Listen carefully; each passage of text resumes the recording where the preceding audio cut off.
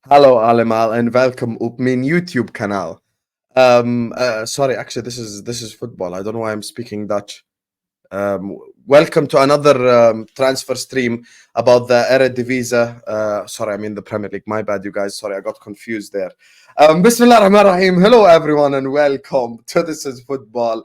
Welcome to There You Are, episode 6, ladies and gentlemen.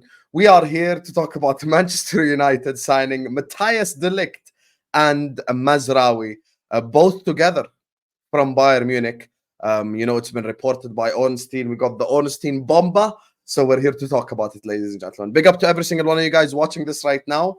I'm sorry, I just suddenly started speaking Dutch. It's crazy. Make sure you guys are liking the video. Make sure you guys are subscribing to This is Football if you're ready to do so. Stop what you're doing right now.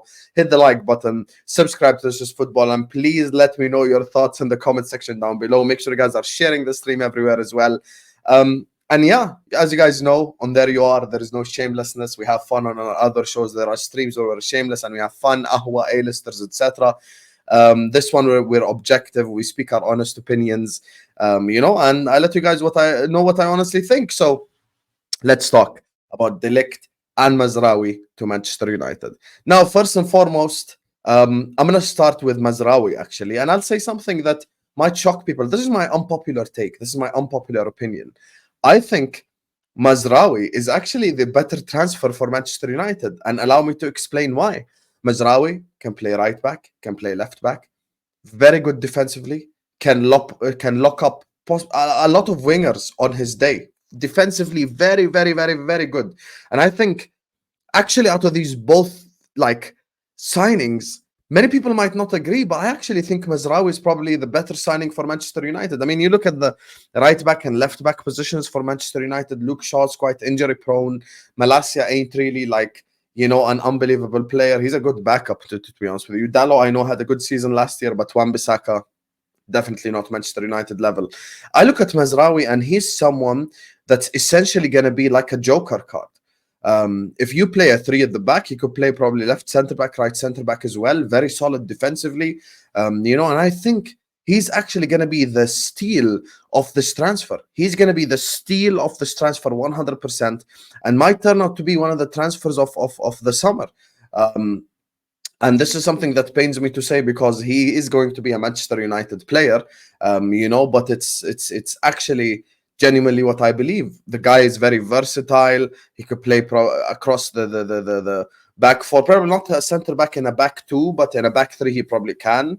And he's a fantastic player. So for me, I think he's actually the transfer to look out for in this whole kind of combination together of players.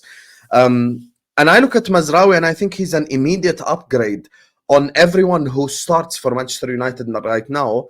Dalot, you could argue, because he had a very good season last season. I mean, he wasn't really like one of the players that, was like criticized heavily by Man United fans or by even the people who watch Manchester United, or the people who, just watch the Premier League.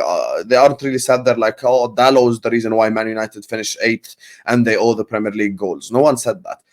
So I think Dalot is actually a good player. He's not that bad. But I look at Mazraoui and I think he's an upgrade on everyone else. I mean, Luke Shaw, listen, whether people like it or not, availability is an ability, you guys. The same Man United fans that mock Reece James for being injured all the time and all that type of stuff can't change their energy for Luke Shaw. Luke Shaw is very injury prone. Yes, he's good when he plays. We understand that.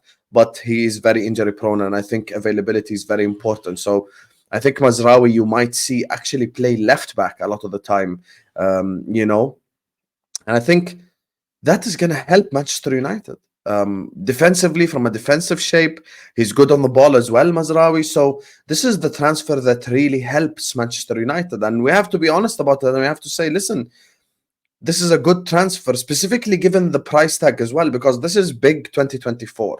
The fact that you get Mazraoui for that cheap shows me that, okay, like they're actually not overpaying, And speaking of not overpaying, let's get to De Ligt. First and foremost, we have to say obviously the Manchester United fans were looking at Branthwaite first. We spoke about Branthwaite plenty of times, not on this specific series, but I have spoken about Branthwaite before on my channel. I think Everton are smoking. Branthwaite is not worth nowhere near 70 million pounds for Branthwaite. If Branthwaite is worth 70 million pounds, then Saliba is worth what, 250? Konate is worth what, 200? You cannot. Man United have made absolutely the correct decision by not pursuing Branthwaite. I have to be completely honest about it, because 70 million for Branthwaite is too much. It's absolutely too much. And I think it's too much even with the English tax. Like, I know people always claim there's an English tax and there's stuff like that, and I understand that. But I think Man United were 100% correct by not pursuing Branthwaite, to be honest with you. Like 100%, I think that's the correct decision. So obviously they had to go down the other route, which is try to find a different centre-back, because Man United do need a centre-back. This is obvious. You don't need me to say this to you. You don't need a United fan. You don't need just a casual football fan will tell you Man United needs a centre-back. Obviously because of the situation last year, even with Johnny Evans playing a whole lot of minutes. Lisandro Martinez is a player as well who got injured last year, so you always need to have a plan B. Varane as well had a couple of injuries here or there, so the centre back partnerships. That's why we saw young. What was his name again? Kambuala, I think his name was. Sorry, I apologize if I mispronounced his name, but I think his name was Kambuala, who came in and played some games for Man United because of the injury situation. We saw Maguire play, we saw Evans play, which I don't think was ever in the plan. They were probably backup players. So Man United went down the Ligt route. Now, you guys see how positive I've been about Man United at the start. So please, just because I'm going to constructively criticize your club, don't start crying now and tell me, Hussam, you're jealous and blah, blah, blah.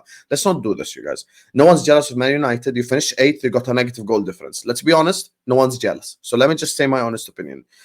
With De Ligt, there are questions that come to mind. First and foremost, his transfer from Ajax to Juve, at which he failed, and then his transfer to Bayern, at which he also, I would say, did not succeed. And you know what's quite interesting? Matthijs de Ligt was at Bayern Munich this whole time, and Thomas Tuchel decided to start Eric Dyer over Matthijs de Ligt. And you have to ask yourself, why is that happening? Why at Juventus and at Bayern Munich, both clubs, has he failed to deliver anywhere near his Ajax form? And that is a valid question to be asked, because I think Matthijs de Ligt is coming to Manchester United with a lot to prove. He's got to prove his worth. He's got to show the whole world that he still has it, that he's a quality player, that he's a quality centre-back.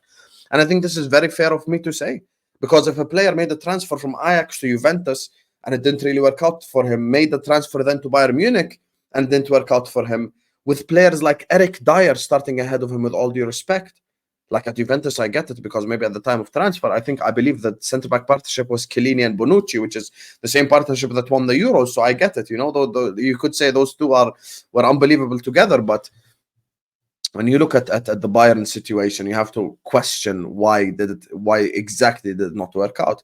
Now, I don't necessarily think De Ligt is a bad player. I think he's a good player. He's good on the ball. He helps with the build-up from out from the back, physical as well. Maybe the one thing that he lacks is a bit of pace, which will trouble you in the Premier League, because that doesn't trouble you as much in the Italian league. 100% doesn't trouble you as much in a lot of the other leagues. But Premier League is stacked on pace and power, to be honest with you. So that might be something he struggles with. But now it leads me to my final question on this stream, and this is an honest question, Man United fans. Please don't cry.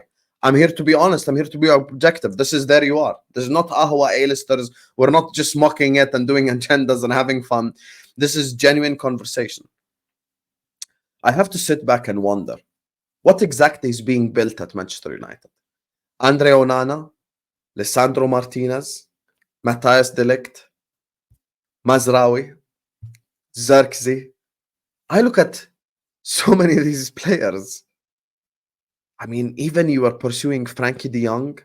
If we were playing football bingo and I had the list of Manchester United transfer targets this summer, if I played in the Dutch top division or went Dutch, I'd get a lot of them right.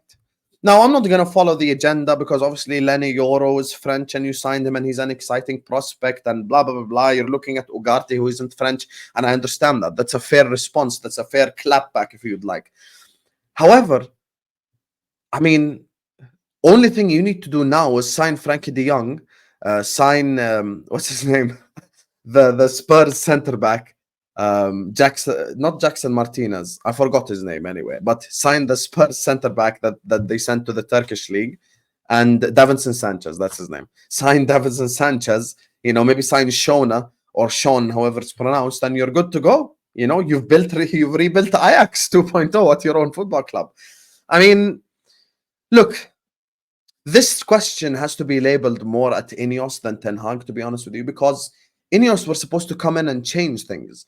Now, Branthwaite didn't work out. You would expect that they move in maybe a similar direction, something like that. Now, I have no problem with the Mazraoui signing because I actually think it's a very good signing. And time will tell if I'm right or wrong. I hope I'm wrong, but I think I will be right on this one. But you look at the direction that Manchester United are headed, and after Branthwaite, they went straight away to what Ten Hag knows, if you would like. And this is the questions that are fair questions that deserve to get asked. And only time will tell if we're ever going to get an answer for these questions. And I think, listen, Ten Hag, with all these players now, this season there must be an improvement. And obviously, I'll leave the predictions and all the other stuff for when the transfer window finalizes.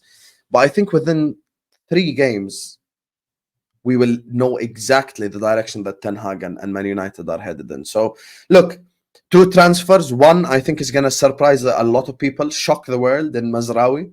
The other one has a lot to prove, has to show the whole world why he deserved to start at Bayern Munich, why, he is going to be a success, because he still has to show the whole world, So that's basically what I will say. But anyway, big up to all of you guys. I hope you guys enjoyed episode 6 of There You Are. Make sure you guys are liking the video. Make sure you guys are subscribing to This Is Football if you're yet to do so. And let me know your thoughts in the comment section down below, man. Peace out.